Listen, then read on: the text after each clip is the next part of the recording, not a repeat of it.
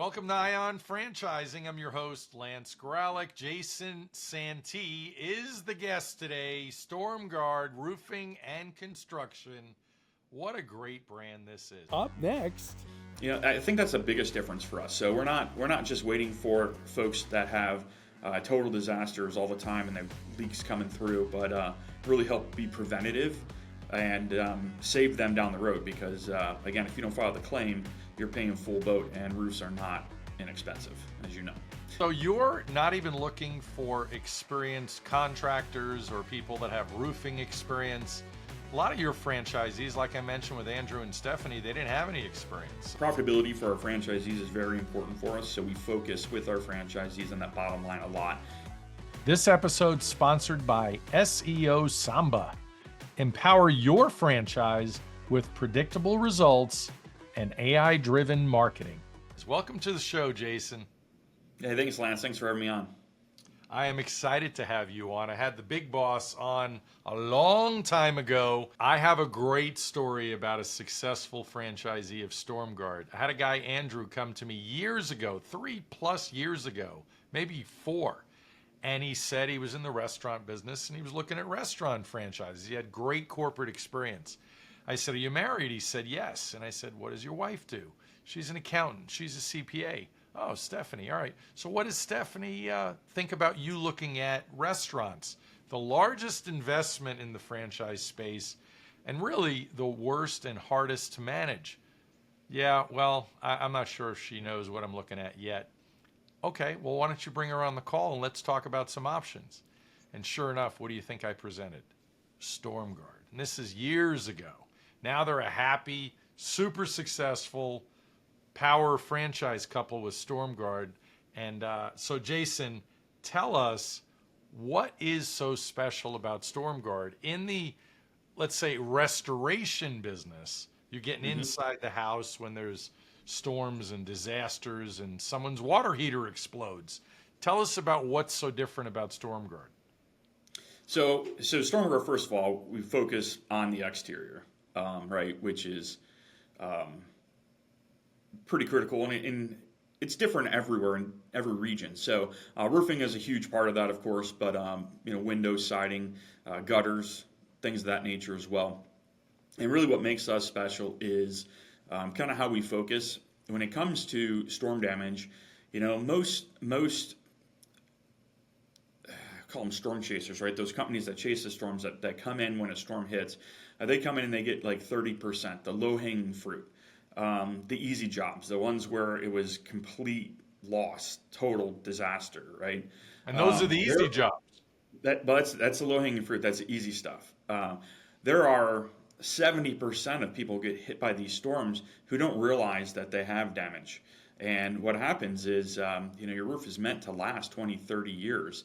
And these storms will shorten the life of your roof by 10, 15, 20 years. And you only have a period of time to find that damage and have it replaced before it's a window based on your insurance company. It's different by state, but there's a window. So in Texas, you have 1 year from the date of the storm to file a claim on it, or you're out. So what we really do is we try to go out and we go into the areas where there were storms, and we try to educate the homeowners and do free inspections on the roof to identify if they have any storm damage, so that they know and let them know. And then I think that's the biggest difference for us. So we're not just waiting for folks that have total disasters all the time and their leaks coming through, but really help be preventative and save them down the road. Because again, if you don't file the claim, you're paying full boat, and roofs are not inexpensive, as you know. Absolutely. I want to dive into numbers right now. The amount of transparency in your item 19, and for those listening, every franchise brand, doesn't matter what industry, all the 4,000 plus franchises produce what's called a franchise disclosure document. Item 19 is that earnings claim. And I'll tell you, most franchisors, the large majority, do not show any sort of net income. However, StormGuard shows an average net income of $375,000 across its franchisees. Top 15% of franchisees have a net income of $1.1 million. Imagine making over $1 million in your franchise business. Well, you could with StormGuard. So Jason, how does this happen? Where is all this money coming from? And you're not in every state. You're not in every city, I should say, in America. So talk a little bit further about what contributes to these massive bottom lines. Yeah, well, I mean, larger volume businesses do. So, first and foremost, right? So, what's nice about the roofing industry or the exterior restoration industry is they're big tickets, right? So, unlike the restaurant business, like you mentioned before, where you might be averaging $20 or $30 check averages, right? Ours are much higher. So, I believe in our item 19, we actually also show an average job size. Which does not include the repairs or anything under $2,000, but the average job size for the full jobs is north of $14,000, which is pretty substantial. So, being able to do these jobs, sizable jobs, and have the vendor relationships in order to get the pricing and the rebates that we have in place, obviously go to that bottom line. And most importantly, I think what really profitability for our franchisees is very important for us. So we focus with our franchisees on that bottom line a lot. And we have a performance and profitability system in place.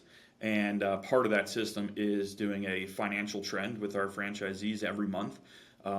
Making sure that the cost of goods are in line, which we do that on a job by job basis, but really looking at the expenses and labor costs, and every month just making sure that those are all in line. Our franchisees, we work with them every year to do a financial budget. So they build that financial budget out, and that's what we do the financial trend with them every month. And it really keeps them on top of their numbers. And I think, it's a big problem with small businesses. You get so caught up as a small business owner, a franchise owner, in the day-to-day of what's going on at the business that I know it's hard to believe, but it happens a lot where they're not looking at their actual numbers, and it gets to the end of the year and they go, what happened? Because it happens fast. So I think that contributes to the biggest part of being able to bring that down to the bottom. So you're not even looking for experienced contractors or people that have roofing experience. A lot of your franchisees, like I mentioned with Andrew and Stephanie, they didn't have any experience. So talk a little bit about what the training and support is like. Yeah, absolutely. Yeah, we don't have anybody franchise-wise that comes with experience in the roofing or typically the contracting world at all, which is great. Which is great. You're going to have to explain that to people, because one of my favorite stories I tell all the time is I had a friend that was bald and didn't know how to cut hair, and he owned a bunch of franchise hair salons, and people thought he was crazy. Like, why would he do this? So talk about that part. Well, let's just say, I think it's easiest to say, sometimes it can be difficult to teach an old dog new tricks kind of thing. So we have a system that works. And, it works. Folks come in and they come in to learn the system and be part of the system. And I think that's what makes it important, really, when I say that's great that they don't, is they're not bringing any other mindsets or any other issues to the table with bad habits. They're open and ready. Yeah, exactly. Or just different, right? And different's okay, but not until you have your arms around it, know how it works, right? You've got to... as you get more experience, and the franchisees, as they have years under their belt, of course, they're going to expand on some things, change some things up, dial some things in that work for their business. But following the system is key. So not having that experience, I think, is very beneficial. So, the training support's fantastic, very focused on that. There's approximately a 90-day startup time frame. So, that's like the very beginning of becoming a franchisee, and we really get to help you set up your business in general, the overall business, and build out that business plan with you and all that sort of stuff. And then we go to a location, just depends where, and we do the training. So we do a week training in the field at an existing StormGuard. So you get to see how that StormGuard operates, meet those managers and franchisees, We work with their customers, so we get to see actual adjuster meetings. So it's not theory; you get to actually go on adjuster meetings, go on the rooftops, and inspect for damage. So learning in the field, which is very important. So we do the field training, and then of course the classroom as well, and it's a week long. And then after that, when you go back to your home location, your territory, your performance coach will come out and spend 3 days in the field with you. And again, it's not, when they come out, the idea is not to sit in your office. It's to go out in the field with you and your team and, really hit the pavement and get working and do that learning. Then we actually bring you back to a classroom training for about 6 weeks later, where we really focus on the production side of things. And we kind of focus just-in-time training, meaning if we go over all the production before you even sell a job, you're not going to remember how to produce anything when it comes time to do that. So we really focus on the sales and marketing side out of the gate, and then 6 weeks later is where we really focus on the production side. So, and once again, after that production training, our performance coaches go back out in the field for 3 more days. So you get quite a bit of support that way. And then your performance coach, we have a weekly call, we call a pulse meeting every week to make sure that we answer any questions, stay on track. And of course, there's tons of different ways to communicate and stay in touch and get questions answered on top of that. It's interesting when you talk about all of the things with the performance coach and all the follow-up and profitability, pulse meetings, that's all amazing. And that's the number one reason you're buying a franchise is the support, the systems, all of that. What is that one factor, though? If you were going to give somebody advice, what is the one largest piece of this puzzle in order to be successful? Yeah, this question is probably one that I get asked at the Meet the Team Day or Discovery Days by candidates almost every time we have one. And when they ask that question, the answer I give them is follow the system. And, it's funny because they laugh and say what you just said. They said, well, that's why I'm buying into a franchise.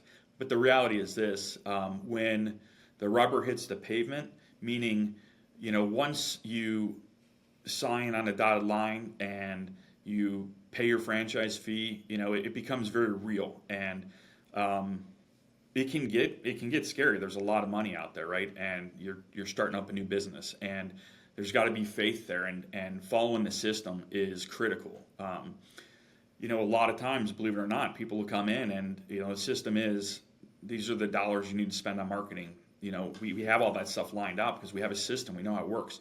And they're like, well, that seems like a lot to spend on marketing. Maybe I can just do half of that. Well, if we could do half that and get the results you need, we would. We're not trying to take the money from you, but you've got to do that. Otherwise, what happens, and I've seen this happen, is death by 1,000 paper cuts, right? It just you slowly hurt yourself until you don't have a viable business. So really, do your due diligence, make sure you're getting into a good system, of course, franchise system, and build a strong relationship with them and follow the system. So when it comes to your due diligence and the whole StormGuard team, there are some cities and areas you're not going to go and do business. Is that because you have data to show there's not enough history of storms, insurance data? I mean, what is that due diligence that you have to do in order to know there's a viable area for a StormGuard franchisee? It's a great question, Lance. And first I'm going to tell you that we're actually going away from that. So we have a lot of changes in the works right now. But that has been, in the past, because we were really focused 100% on insurance. So yeah, there are just areas that don't have the weather that would have enough storm damage to make a viable roofing company for insurance restoration purposes only. We have a couple different things. We have weather tools, of course, and we have special mapping software, and we purchase special data with that mapping software where we can actually have a weather index and hailstorm index and wind index with that. So I can draw on the map, and it tells me what kind of weather is in that area over the last 5 years. And then I can dive deeper through some of the applications and subscriptions that we have through some of our some of our vendors to look at those. However, we are launching a retail and repair program, so a new model, which is going to be just part of our system. So we're going to have the insurance model as well as a retail and repair model, so that we can go into the areas. So for instance, I grew up and I'm in a transition from moving from Cleveland, Ohio to Fort Worth, Texas right now. And in Cleveland, Ohio, although there are storms and, I've had my siding actually replaced because of wind damage. It ripped the siding off. I'd have it replaced. There aren't a ton though.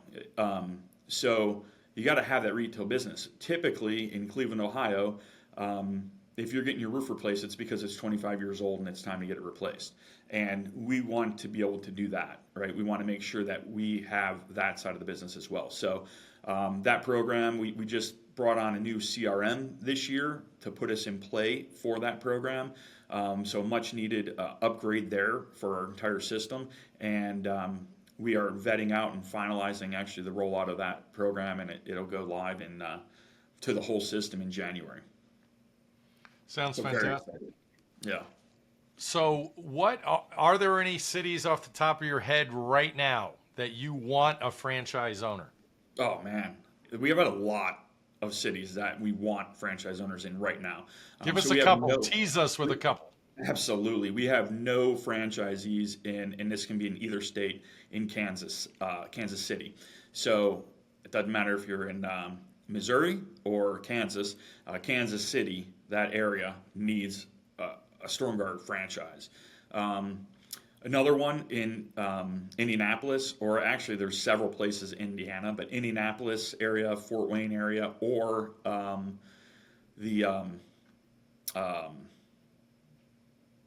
where's Notre Dame? South Bend, the South Bend area. All those areas are solid areas. Kentucky right now, Louisville is an amazing area, and Knoxville, Tennessee is an amazing area, I think. So, all right, we have a ton. Besides the inventory. What was that?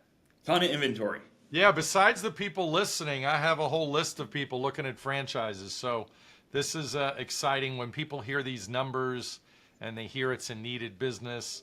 It's super exciting. Share with us one bit of wisdom for the audience, for aspiring entrepreneurs, first-time business owners. What is that one piece of advice you'd like to share about this journey they're about to take? And some people might be looking at acquisitions, which I always discourage for a first business. I think you need specifically a franchise, and most franchise resales are sold to existing franchise owners.